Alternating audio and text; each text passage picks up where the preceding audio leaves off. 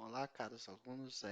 Pois bem, nós vamos lá agora para a nossa última fase do módulo 2, que é comentar um pouco sobre a estrutura e distribuição da indústria brasileira, né, na página 43.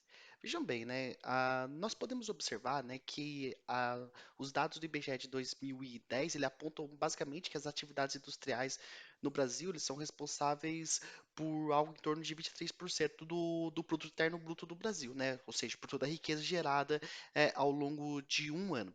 É relevante a gente destacar que temos alguns setores de destaque no que diz respeito às atividades industriais. A primeira delas, né, a que mais adiciona valor, sem sombra de dúvida nenhuma, é a indústria de alimentos e bebidas. Para a realidade do Brasil, isso aí é simples de você observar, porque toda vez que você consome um produto aí na tua casa, ela é proveniente, na grande maioria das vezes, de uma atividade industrial que beneficiou, que processou, né, e que também distribuiu esses produtos para que chegasse ao nosso cotidiano, ao nosso lar, e isso se materializa no molho de tomate, no arroz, no feijão, no Nescau, no achocolatado, né? Tem a crítica, né? Existe sempre a tretinha aí que é melhor, se é Toddy, se é Nescau. Independente disso, nós devemos compreender que essa é a indústria que mais tem gerado valor nas atividades industriais. Depois disso, nós temos a fabricação de veículos, né? Essa diferença aí está na casa de aproximadamente 9%. Então, 21% é de indústria de bebidas, né? Indústria de alimentos, e depois, né, com 12% são as atividades de automóveis. Infelizmente, a indústria automobilística ela emprega muito, mas muito menos pessoas se comparado com a indústria de alimentos e bebidas, porém, ela, devido a, a- ao preço do veículo e devido à importância do setor produtivo, ela acaba, em geral, sendo a grande beneficiária de isenção de impostos e tributos, né? Nós temos que lembrar, o próprio ano de 2010 ficou marcado pela redução em IPI, que é um imposto sobre produtos industrializados, né? Com foco na indústria automobilística, com foco na indústria branca, que são indústrias que têm um grande potencial de adicionar valor à economia. Depois, nós temos que destacar também indústrias de químicos e farmacêuticos, né? Aí está conectado toda a questão de higiene pessoal, também indústria química, né? A tinta que vai na tua casa aí, etc.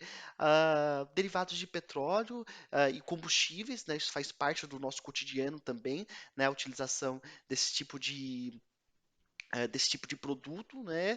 Além de máquinas, equipamentos, informática, né? Setor eletrônico, totalizando os principais produtos e os principais segmentos da atividade industrial brasileira.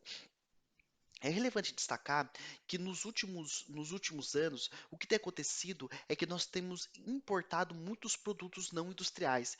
E isso, na minha concepção, ele é muito ruim, porque revela um pouco da nossa dependência tecnológica e que, por mais que nós tenhamos um grande parque industrial e que a gente de fato tenha, digamos, uma relação, uma dependência forte da atividade industrial. Infelizmente, a nossa indústria ela é muito defasada com relação ao exterior.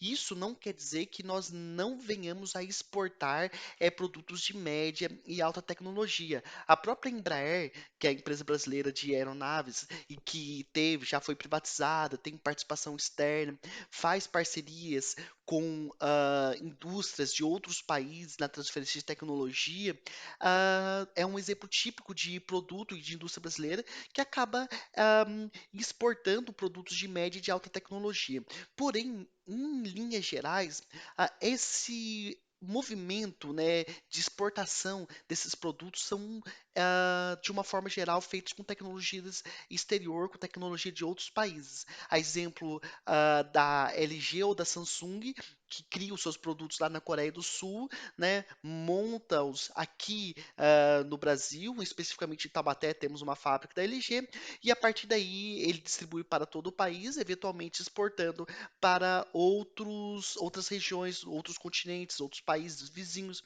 E aí isso adiciona fatores, né, e adiciona um volume de exportação muito conectado com média e alta tecnologia. Porém, infelizmente, essa exportação, ela na maioria das vezes está conectada com tecnologias que são transferidas, né, de outros países para o Brasil, né, se utiliza toda a mão de obra no Brasil, a infraestrutura, os insumos produtivos internos e depois se exporta esses produtos a outros países.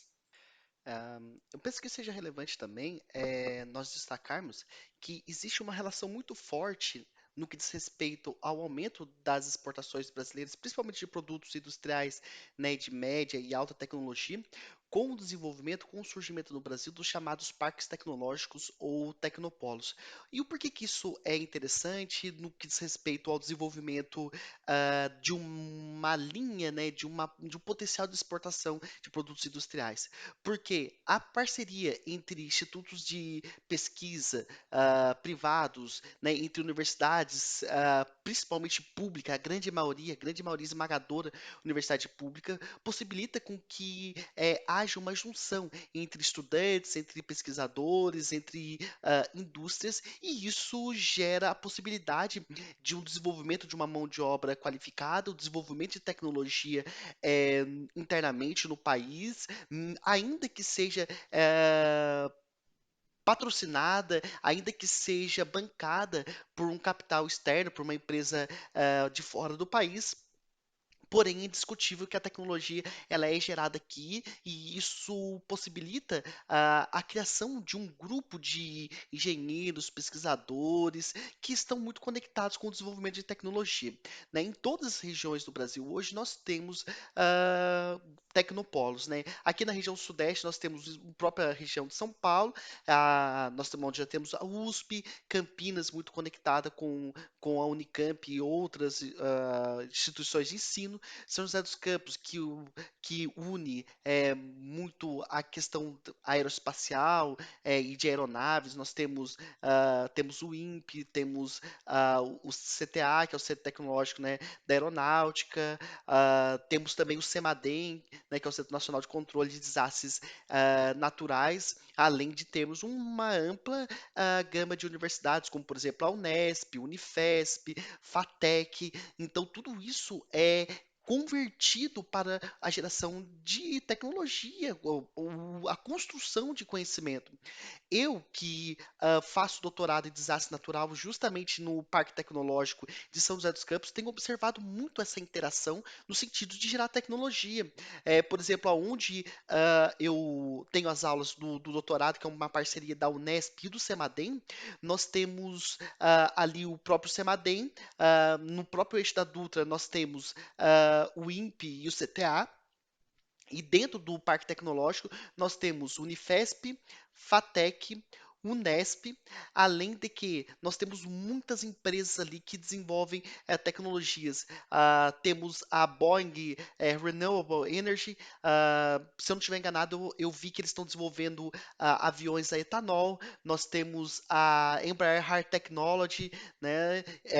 Temos também a Avibras Tecnologias, tudo instalado dentro do Parque Tecnológico, um local onde se cria tecnologia. É isso que possibilita com que o Brasil ele possa, no futuro, ah, participar ainda mais ativamente das exportações de produtos de média e alta tecnologia. Infelizmente, ainda nosso parque tecnológico, apesar de ter sofrido uma modernização muito intensa da abertura econômica promovida a partir de 1990 e depois da estabilização econômica do Plano Real, ainda assim, infelizmente, está muito defasado no que diz respeito a outros países, né, ou emergentes ou que basicamente migraram de uma janela em desenvolvimento para desenvolvido. Estou falando especificamente de Índia, de China, de Coreia do Sul, Hong Kong, Taiwan, os antigos tigres asiáticos, no que diz respeito à atividade industrial e à exportação de produtos de média e alta tecnologia. Então nós temos aí também no Nordeste, né, Recife, Fortaleza, Campina Grande na Paraíba, nós temos no Rio Grande do Sul, Florianópolis, Florianópolis, né, a cidade de Cascavel, né, integrando os parques tecnológicos da região sul, Manaus, além de Brasília e Belém. Ok? Essa foi a nossa primeira aula. Um abraço e até mais.